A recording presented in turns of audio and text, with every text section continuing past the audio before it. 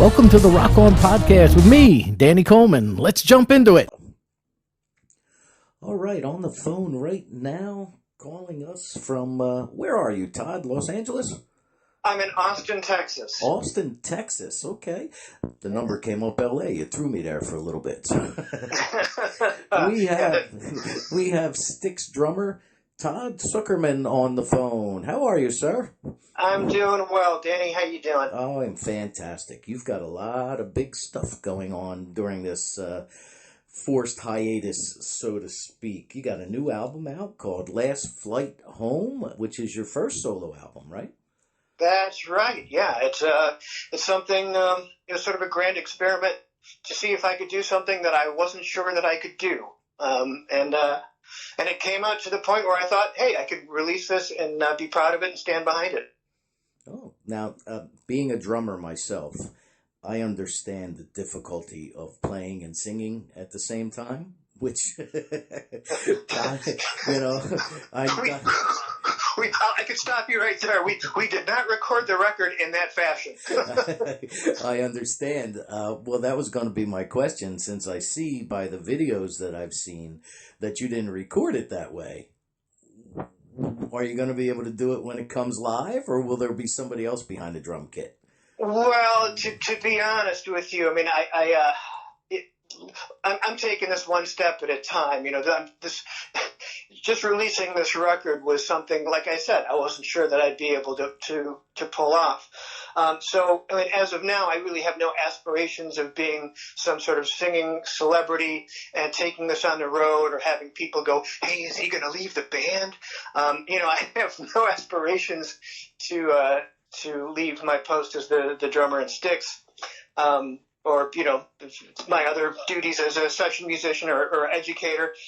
This was just completely a side project that was fun and exciting to do, and I kind of did it in a fairly secret fashion from friends and family and bandmates, because, like I said, I wasn't sure that this would actually turn into a reality. So I didn't want to blow the trumpets on something and then kind of crawl back in my shell going, nope, sorry, false alarm. So you erred on the side of caution, as they say. Yes, yeah, it was fairly secretive through the whole process. Okay, well, there's nothing wrong with that. It's a surprise to everyone. No one more than me. So is this your first foray into actually doing lead vocals on any project, or and how did you approach that? Well, I sang a duet part on my wife's first record that I produced in 2007. And that was sort of the first foray into that. But I was very, very comfortable in that situation, and it was only about 5 or 6 lines, and I knew I could pull that off. But I had, some few friends through the years, old friends, believing in me and kind of cajoling me into doing something. And I had always assumed, probably like most people that would be familiar with what I do, that a record that would bear my name would be some sort of drum-centric jazz fusion recording. But the reality is I just played on the Antoine Fafard Borromean Odyssey record, which I think is a jazz fusion masterpiece. I played on the San Nico record Ascension. So playing difficult, challenging instrumental music, that scratch had been itched, so to speak. And in reality, I've always been drawn to songs, melodies, lyrics, a story. Those are the things that kind of affect me on a deeper emotional level than drum pyrotechnics and Olympic musicianship. That's great, and that has a part in the world, and I enjoy partaking in that. But just the convergence of how this all came about was very organic and natural, completely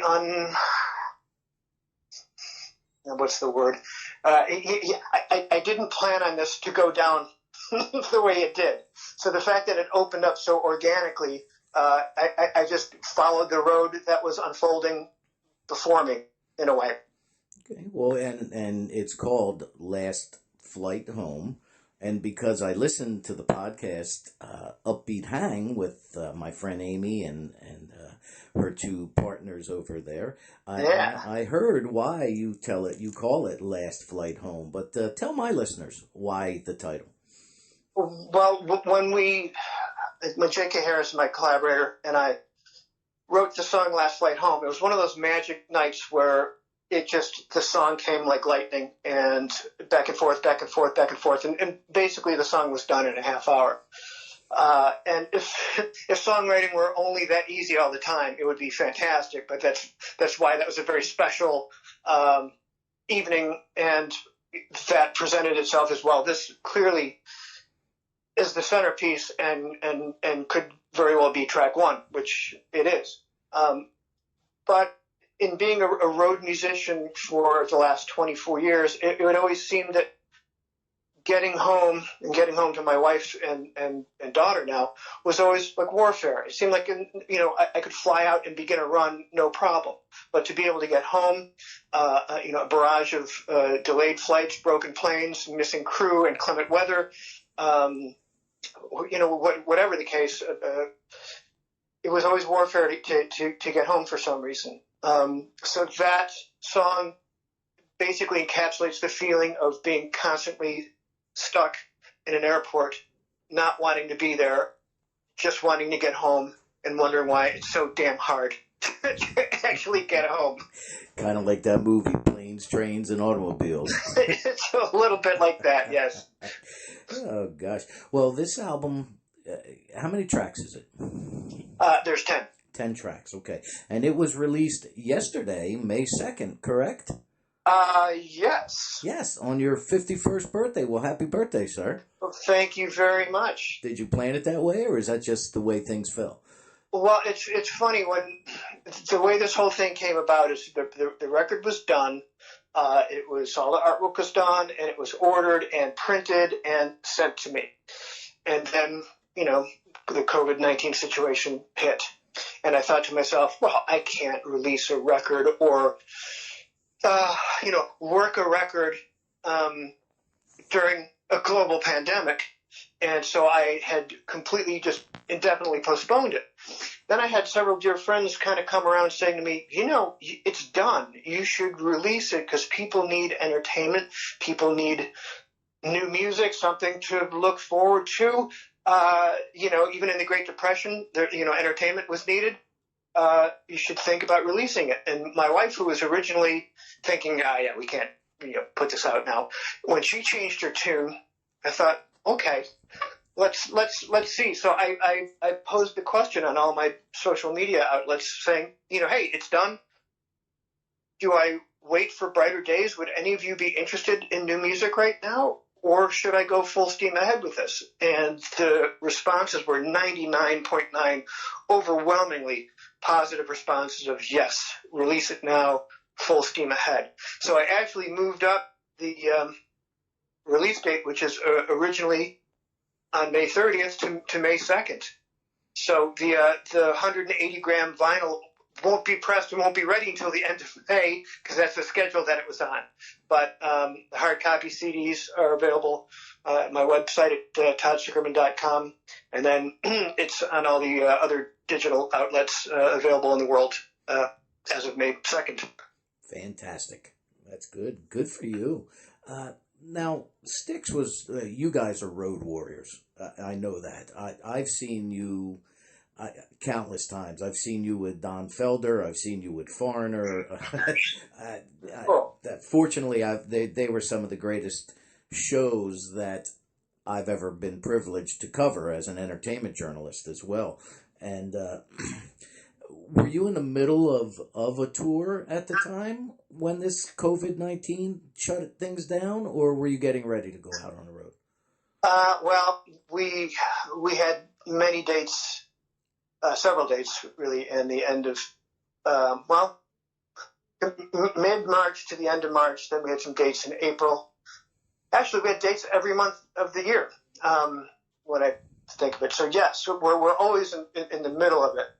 And I was sent on a plane to begin an East Coast run on March 12th, and I knew in my gut that it was going to be canceled. And I said to management, I said, please don't put me on a plane if we're going to cancel this. And they said, no, I mean, it's right now is all full steam ahead. The promoters are, thumbs up. We're going to go through this. So I got on a 4-hour flight from Austin to Philadelphia, and I landed only to find 10 texts and 10 messages. Call us, the tour's canceled, we're flying you home right now. So I basically had 9 hours in an airplane that day with a mask on and gloves, which wasn't fun, but it's what happened. The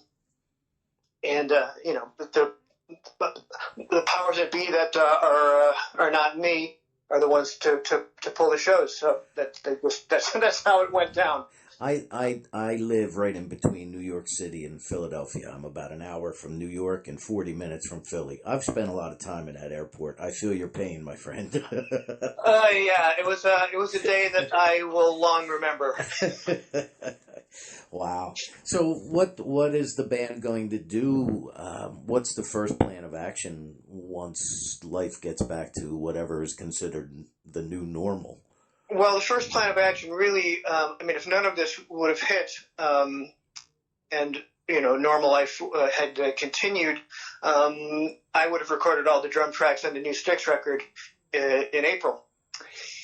So that would have been done. So I know once this clears up, that will be one of the first things to be done.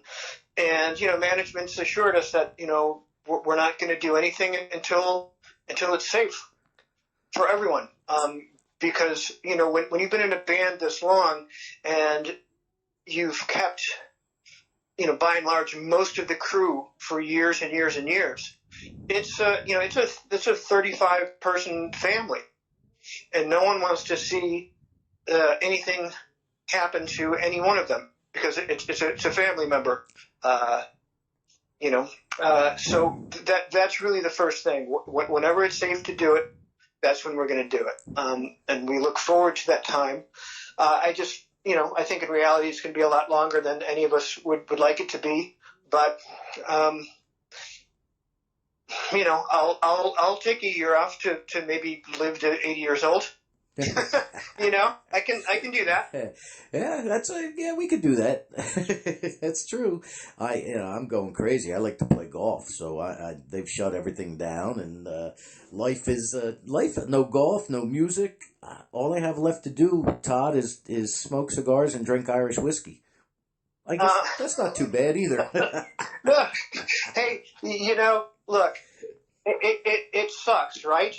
But I would rather be doing this than being in the first line on a gunboat on Normandy Beach. That's true. I'd rather be doing this than walking through the desert somewhere, hoping I don't step on a landmine. People are freaking out about this, and I understand that some people, their economic situation might be dire, but you can't make or spend money if you're dead, and I've had 24 straight years on the road. I'm kind of a homebody. I realize I'm fortunate. I got a wife and a daughter and a little room to move here. So it's, I'm having an okay time with it. Would I like things to get, back to normal? Absolutely. But I'm not going to do anything till it's safe to do so. Fantastic. All right, Todd. So do you have your own personal website? Can you give that to us again? Absolutely. It's ToddSucherman.com. That's ToddSucherman. And there's a store link on there. You can get CDs, signed CDs. You can get the high-resolution mastered wave files direct from the master, posters, a couple trinkets. I don't know. There's some fun stuff on there. There you go. All right. Beautiful. Thank you, Todd. I appreciate it, sir. just one or two more quick questions. When you were you the principal writer for all of the tunes on this album? Or did you co-write with your wife or anybody else?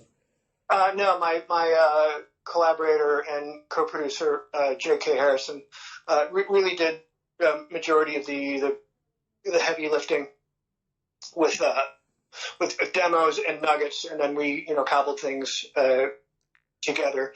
And the song "Kindling" is actually a cover from the English band Elbow. Oh, wow. So that's the one cover on the record. I had heard that song, and I thought that was one of the most impressionistically romantic songs I'd heard in ages. And my wife happened to mention, as that song was playing, she said, "You'd sound great on this. If you ever do something, you should cover this." And so that was another little germ that stuck in my head. Okay. Yeah, stow that away. Well, good. Yeah. Good for you. That's great. So, actually, your buddy, Lawrence Gowan, has called my radio show several times over the years. It's been a while. When you guys put out The Mission, he had called a couple of times, and then you did you were doing a charity thing for the tornado victims, I believe, in the Midwest, Missouri, or... Yeah, that was right on it was in Illinois. It was like the Illinois-Iowa border. Yeah, it was probably about 6 or 7 years ago now. So you're the second member of STYX, and I thank you for that very much, for taking the time to speak to me. Oh, my pleasure, man. Thanks for listening. We've got new episodes each week. You can hear the Rock On podcast live as Rock On Radio via the links at Danny Coleman's rockonradio.com. Rock on!